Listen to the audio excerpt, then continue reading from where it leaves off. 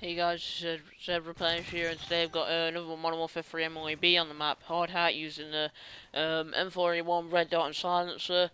I was using the two attachments obviously, and my Scorpion silenced. I had the Semtex and the portable radar again. My perks are a bit different this time though. I had Scavenger, Hardline, and Stalker. My specialist was Quick Draw, Sleight of Hand, and Assassin. Um, but yeah, again, guys, I don't want to be talking about the gameplay as much. I want to be talking about the buffs that they've done to some of the guns in the game, and I'm going to have to hurry on because this gameplay does not last too long. So anyway, here we go. There's been a weapon rebalance for all assault rifles and SMGs. The FAD has been increased damage and range. The M16 has been increased damage and fire rate. The AK-47 has been reduced kick. The UMP-45 has been increased damage. The MP5 has been increased fire rate, and the PM9 has been reduced kick. Now, the FAD increased damage and range. I really like the fact that they've done this because the FAD had quite a lot of bit of recoil on it, and I know they haven't reduced the recoil, but the fact that they've increased the range and the damage, it's going to kill them quicker, meaning the recoil wouldn't matter as much, and the FAD was really only used in the first place. It was actually a pretty good gun, but obviously because of the recoil, not many people used it. That's my theory anyway. Then the M16 has increased damage and fire rate. I'm really happy about this as well, because the Type 95 was like the burst, like ruled over all the burst fired weapons, which I did not like. The M16 on all the other cards has been a really good gun, and I don't see why they just decreased it so much that you could not use it against the Type 95. The Type 95 just one bursted it every time.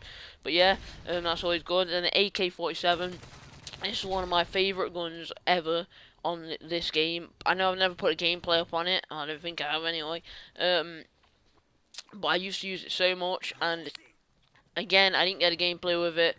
Um, I wish I did, but I used to use it more when I wasn't like doing YouTube as much as I do now. So yeah, it's a good thing there's a reduce the cake. I'll try and get a gameplay up for you guys before I go on holiday.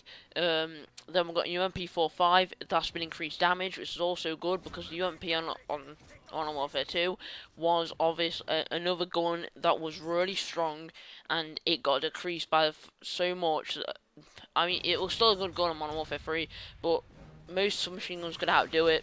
I still liked it, but it's good they've increased damage. The MP5 has been increased fire rate. Now, this, it's good they've increased fire rate and done something to it. But, however, I would prefer if they increase the damage or the range, because the MP5, I use it quite a lot, and the range on it is shocking. It's absolutely terrible, and the damage is really strong. So the fire rate, if you put more fire rate on it, it would have been good if they reduced recoil or something, because the fire rate just makes it lift up like mad, and it's just quite hard to use long range. But yeah, anyway, then they've got the PM9. They've reduced the kick on that weapon, which is always good because you have to hip fire with it to get most of your kills using that weapon. So it's good they've done that. I'm happy they're doing all these buffers. And just quickly before the game ends, I'm just going to talk about they've improved the spawns on Modern Warfare 3, so there's not as much like all them crappy spawns that everyone hates on it. They have also fixed. What was it? Oh yeah, the face-off spawns. They've fixed them as well because they was really bad, especially the A ground. They have fixed Overkill Pro in some way. I don't really know how in what way they've done that. I'll try and read it now for a second, guys. Fixed an issue introduced individually Tuesday as a part of hotfix hacker prevention measure, where only the first attachment would register on the player's secondary in game when using Overkill Pro. So I think only one attachment would work on the Overkill Pro, but they've put it back together. I wouldn't know because I didn't really use it. But thanks for watching, guys. Hope you enjoyed the video. Remember to comment and subscribe if you did, and see you.